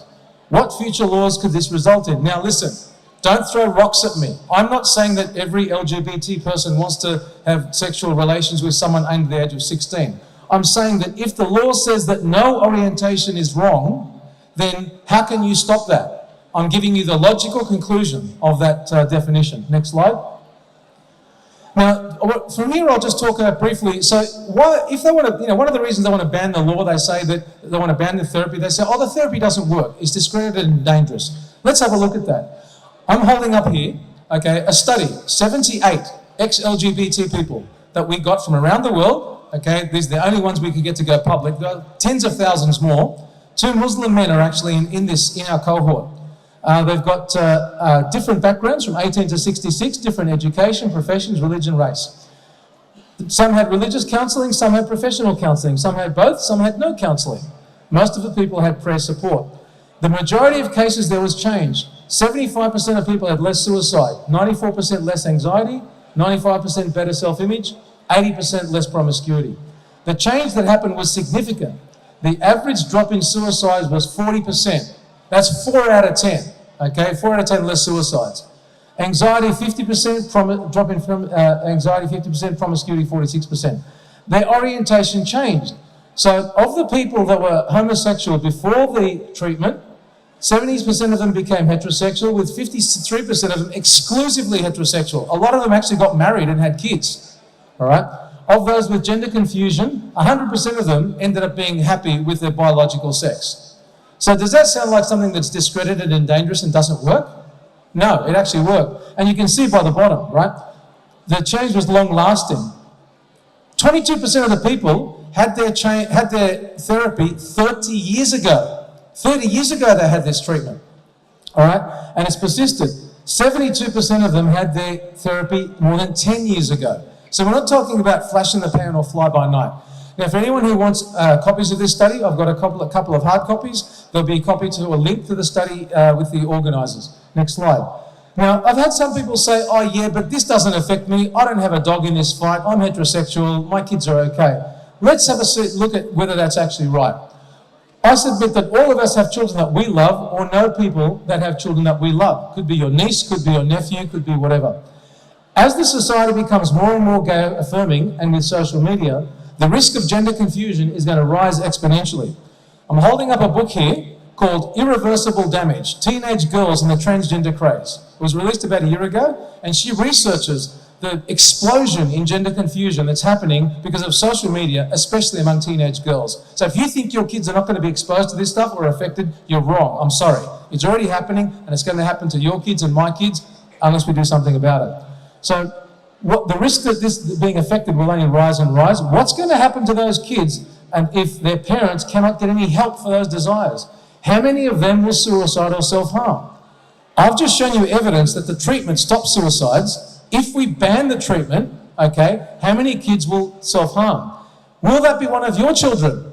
Will that be one of your cousins? Will it be one of your grandchildren for the older people in the room? So the bottom line is we all have a dog in this fight. Next slide. So what about New South Wales? Well, the openly gay MP for Sydney, Alex Greenwich, has already flagged conversion therapy laws, and he mentioned the conversion, the Victorian bill, in his release. Chris Minns and Dominic Parental promised to ban them. So before the election, both of them promised to ban these laws. They promised to bring them in. And they've made some promises here and say, oh, we won't ban preaching, we won't ban prayer. But let me ask you, how much power does Minns really have in government? He's not in majority, he governs in minority. And one of the people who supports Minns as Premier is Alex Greenwich, the guy who talked about bringing them in the first place. And how much power does he have in the ALP? There are people in the ALP, okay, powerful people in the ALP that want these laws and are very pro-LGBT. So he doesn't have that. How much power does, the question you've got to ask is, how much power does he have in the party? How much power does he have in the parliament? And even if they do bring in a good law, let's just pretend, so they do bring in a good law, it's going to get amended in the lower house, it's going to get amended in the upper house. And so how can we be sure that a good law won't turn into a bad one? Next slide. So what do we need to do? In effect, the great thing about being the last speaker is I'm just going to be telling you to do what all the other speakers have already told you. Get focused. So we need to take action before they make it to the party room. Get active. You need to be, like Michael said, and well done, Michael, contact all your local members repeatedly and regularly, telling them you oppose the laws, in person if better, and tell them that this will affect how you vote at the next election. We need to get loud. Tell everyone you know. Go out, take this information, get out there, bombard everyone you know with it about the consequences of these laws and encourage them to do the same thing. We need to persist until the election. There needs to be consequences of the ballot box. MPs who support your rights, you need to support them. MPs who don't support your rights, you need to campaign against them. Because the bottom line is this, MPs care about votes, and that's all they care about. I'm sorry, but that's the truth, okay? If they don't think they're going to lose votes at this next election, they're going to do nothing about it. If they don't think they're going to lose any votes over all your parental rights, they're going to do absolutely nothing about it, okay? So you need to make them realise that supporting these laws will cost them votes big time. That's the only way to protect our rights as parents and our children. Next slide. So I want to finish by talking about the forgotten people, the ones that no one wants to care about. Many kids with same-sex attraction or gender confusion don't want these desires. Many kids I don't want to feel this way, mum and dad. Can I get help? And if we don't help them, how many of them are going to kill themselves? The kids that survive and don't kill themselves are going to become adults with same-sex attraction and gender confusion. They still want help. If they don't get help, then some of them will kill themselves. And the people that have been able to get help, as I've shown, have better health long-term, as well as reductions in suicide. So rather than preventing suicides like the Rainbow Lobby tries to say, conversion therapy laws are only going to increase suicide because the treatment that stops them killing themselves, they can't access. So what are you going to do if one of your children has these problems? Wouldn't you want them to get help?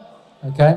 But these laws will take away that right from your child, increasing the risk of long-term self-harm and suicide, and that's why we have to oppose them. Thank you very much.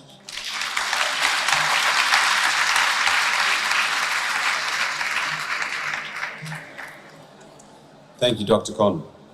Ladies and gentlemen, if I could also make a request once more, everybody please resume your seats, and if we can keep the chat minimal, that would be great. The next speaker I'd like to present is Dr. Mohammed Abdul Sattar. He's a Sydney-based entrepreneur, and he works in the pharmaceutical retail industry space. Hailing from Macquarie University, he's currently doing a PhD in management, and he's involved in many community and local social affairs, and frequently advocates for people's freedoms. If I could welcome him to the stage, please, with a loud round of applause.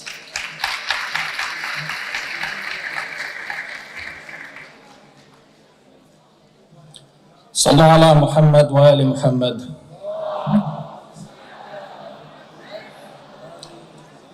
بسم الله الرحمن الرحيم. إن الحمد لله رب العالمين وصلى الله وسلم وبارك على أشرف الأنبياء والمرسلين سيدنا محمد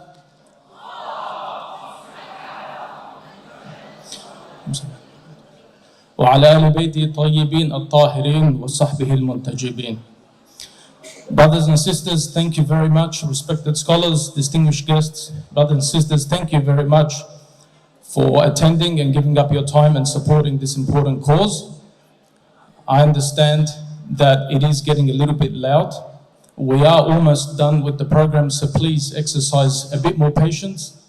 We're almost done. If you do feel that you have to take a phone call or speak about something that is not related to the event, please have respect for those that are around you that do want to listen, and have respect for the rest of the speakers who have given up time to produce this material for everyone's benefit. Please take your phone calls outside, and please pay respect for the rest of the speakers until the end of the event. Thank you.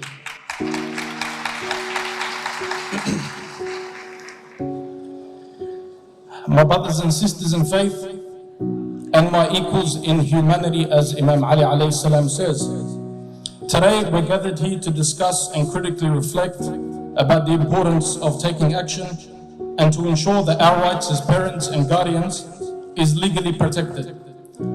My brothers and sisters, we can't keep our heads buried in the sand anymore. We need to be on the front foot.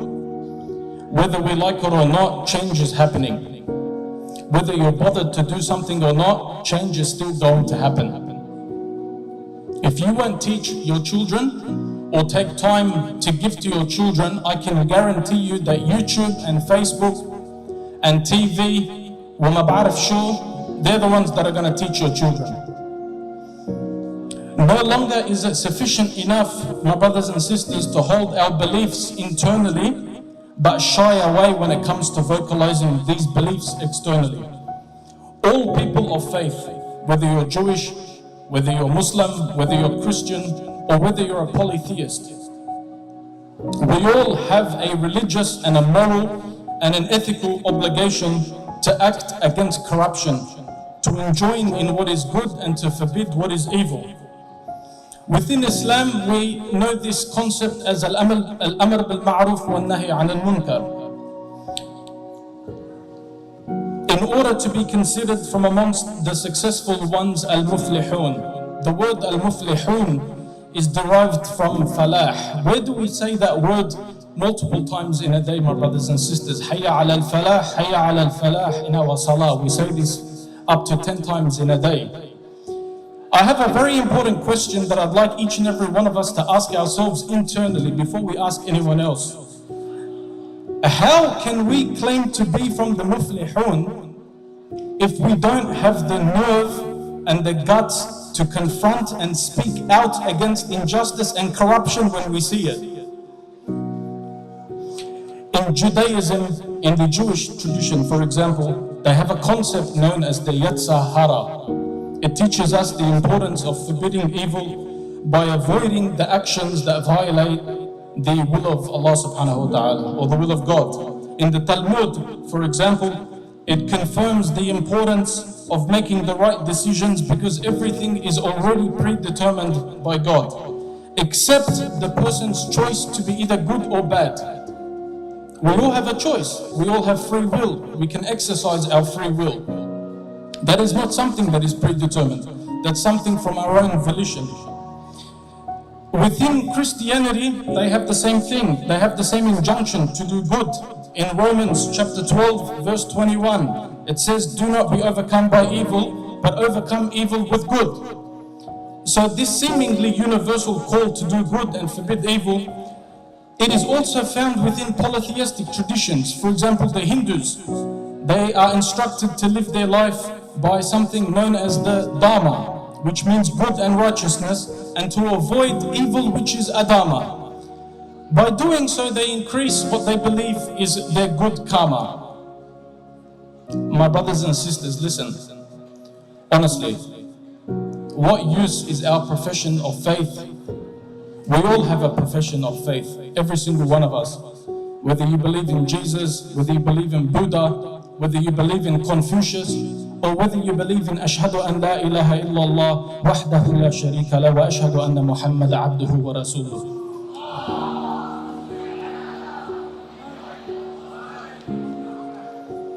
What use is that kalima if we don't act upon it? lest we become from the hypocrites. Fighting for our right to educate our children in line with our religious beliefs and values and remain informed of their education is a fight that we can't win with just mere lip service. We have to take action, and we have to take a collective action, all of us. This includes giving up our wealth, our knowledge, our skills, and any other resources that we have at our disposal to protect our rights. We must be prepared to use everything to help us in this cause. There is a hadith by Abu Sa'id al-Khudri that says, "Whoever amongst you sees an evil, he must change it with his hand.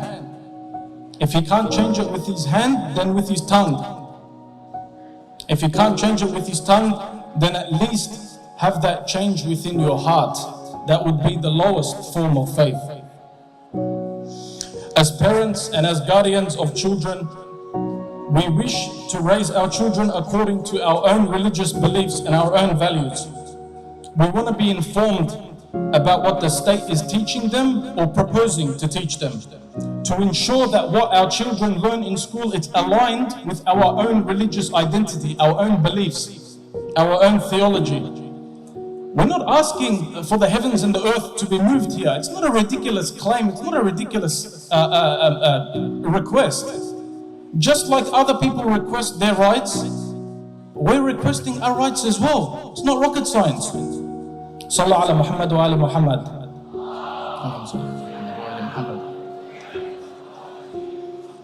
I'm about halfway through. I won't be much longer for you guys. My brothers and sisters, the Department of Family and Community Services, it used to be known as DOCS, it's now known as FACS. It supports us in our request. Even on their website, if you go to their website, it says as a parent, you also have rights. The law allows parents to bring up their children according to their own values and beliefs. Decisions such as religion, education, medical intervention and discipline, and where the child lives, it will not be interfered with. The relationship between us and our children is one of a mutual obligation. A mutual obligation means a two-way street. It's not a dictatorship where it's only a one way. It's give and take. Al-Imam Zayn al-Abidin alayhi salam, he likened this relationship to the father being the root and the child being the branch. The branch is contingent upon the root for survival.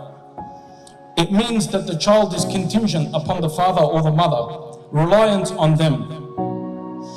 And the responsibilities go the other way as well for parents. We have duties and responsibilities towards our children, apart from just feeding them and clothing them, but also nourishing them and sustaining them, both physically, emotionally, spiritually, and religiously, to succeed not only in this world, but the akhirah as well.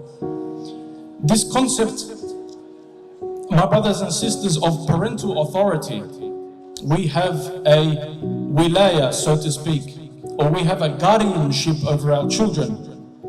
This parental authority is a universal golden rule. It's enshrined in Jewish and also Christian literature as well.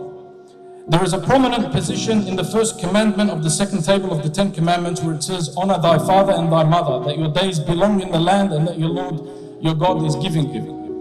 If we look at the Jewish tradition, for example, in the mitzvahs, it says that God honors us parents because family is the basic building block of society. And family is what gives stability to a community. The stability of a community is directly proportionately related to the stability of the family household. The way that we interact with the government and society is derived from our interactions with our children.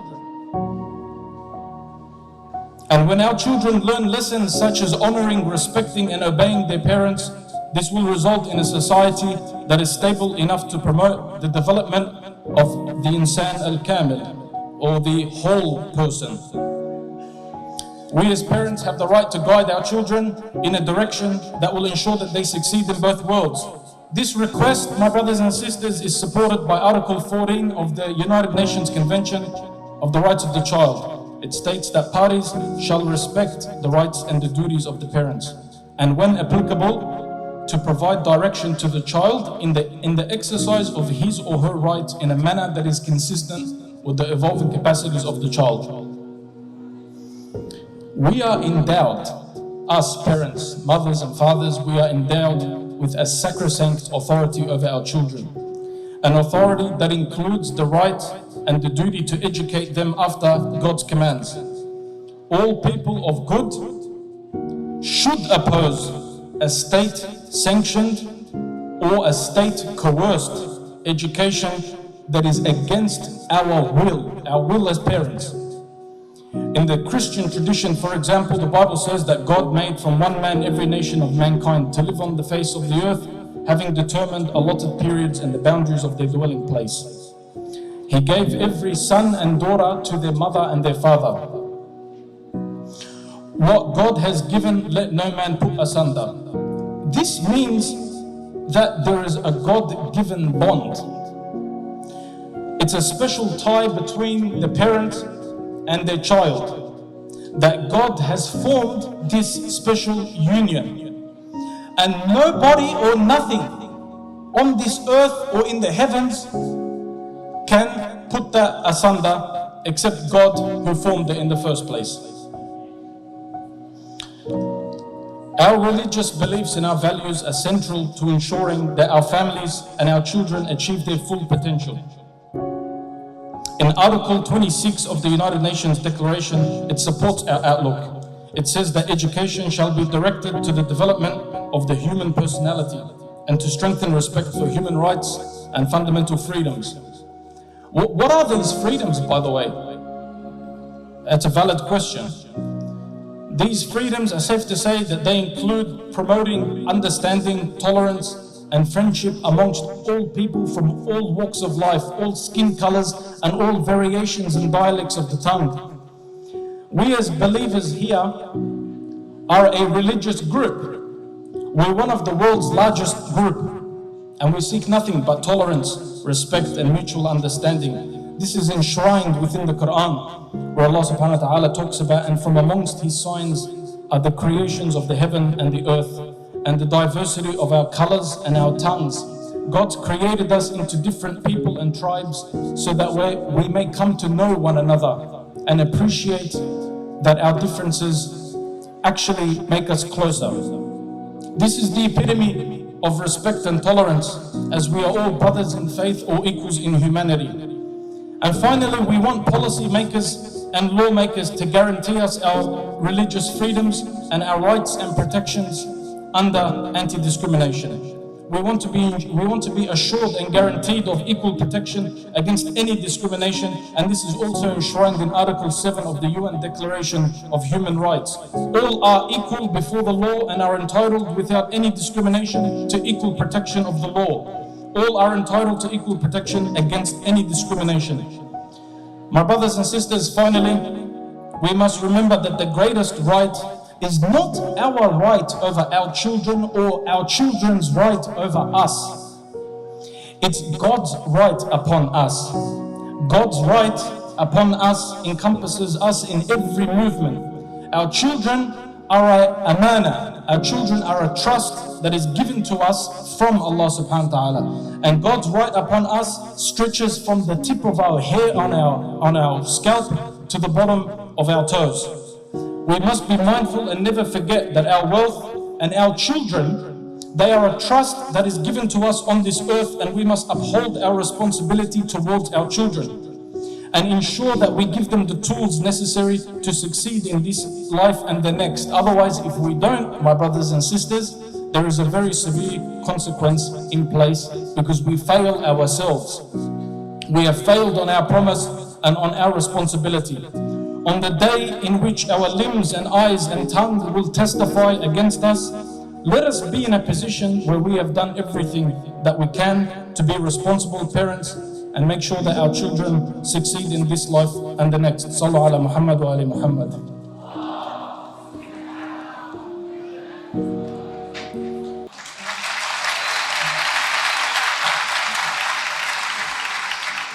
Thank you very much for that. That was beautiful.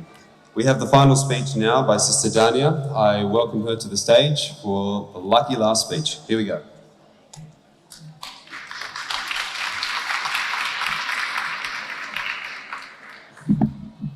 Assalamu alaikum, everyone. I was asked to start in Arabic, so رسالتي هلا موجهة لكل الأمهات اللي موجودين معنا. بعرف إنه وقتكم ضيق وبعرف في ناس عندها شغل وفي ناس تاركة أولادها، بس صدقاً هذا الموضوع هو أهم من أي شيء ناطركم بس تظهروا من هون. هلا بعد معنا وقت نتحرك ونحمي أولادنا، بس للأسف رح نوصل لوقت إذا ما تعاوننا كلنا مع بعضنا وما كنا كلنا إيد وحدة وكلنا صبورين لحتى نحمي أولادنا ما حنقدر نعمل شيء وللأسف حيكون too late.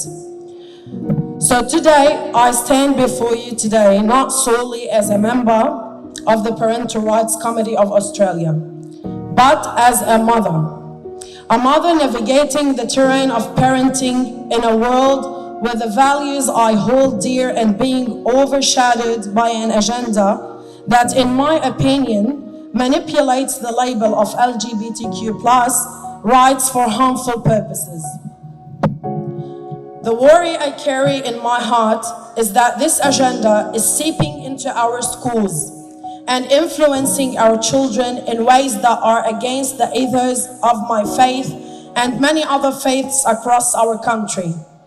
A situation, a reality that compels me to raise my voice and express my feelings.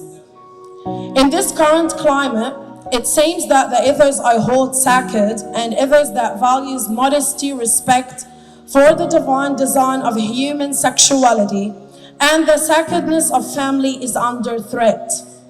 A narrative is being promoted that challenges and devalues these principles. What worries me even more is that this narrative is being promoted under the guise of diversity and inclusion. We live in a society where acceptance and understanding of different lifestyles is paramount.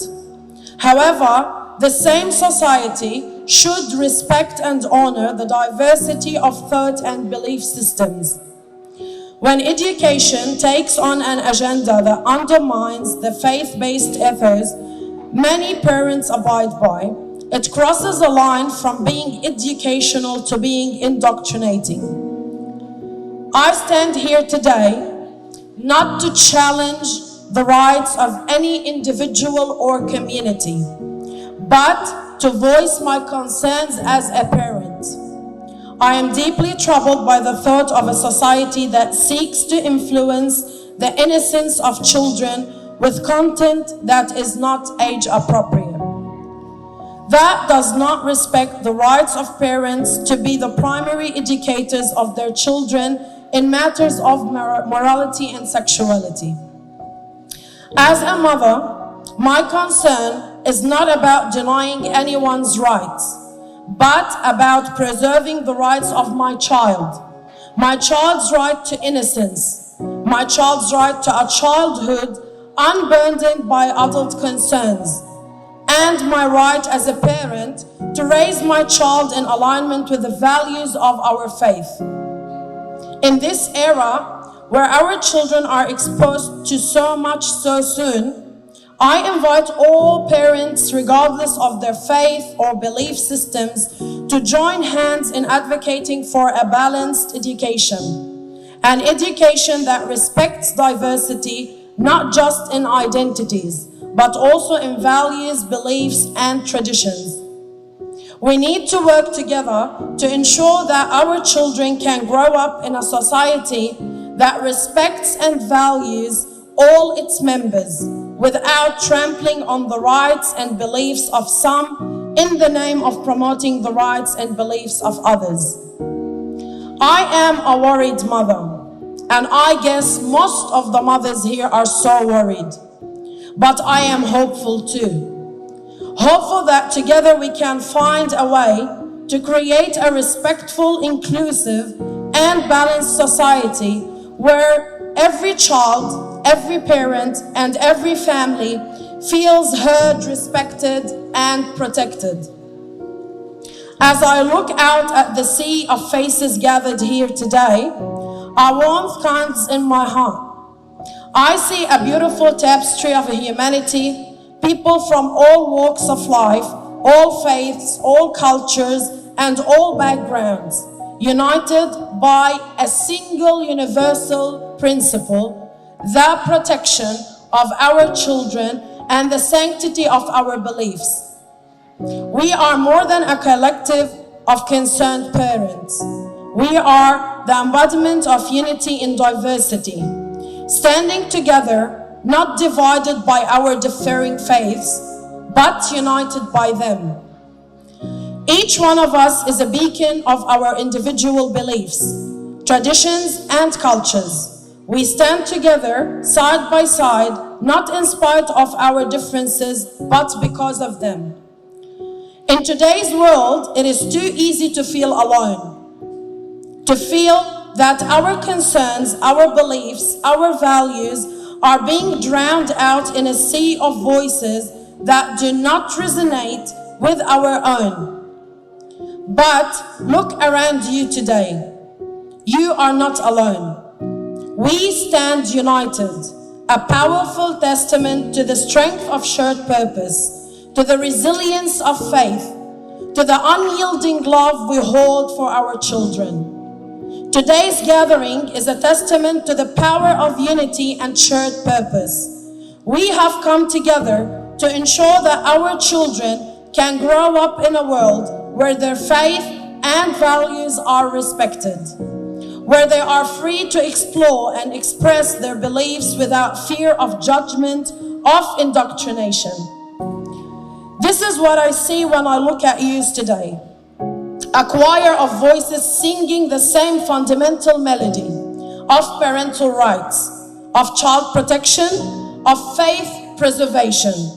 We are standing as the guardians of our children's futures, their faith and their innocence. The unity I see here today, the unity of purpose, of faith, of love for our children, fills my heart with warmth and my spirit with hope. Hope for a future where our children are free to be children, where they are protected, guided, and loved. It is an honor to stand among you, and it brings a warmth to my heart that words alone cannot express. I want to thank you all. I would like to thank every single one of you today for your bravery, for your love, for your unwavering commitment to your children, your faith and your beliefs. Your presence here today is a testament to the strength of our united front, and it brings a profound warmth to my heart. Today we stand together, and together we are stronger. Thank you.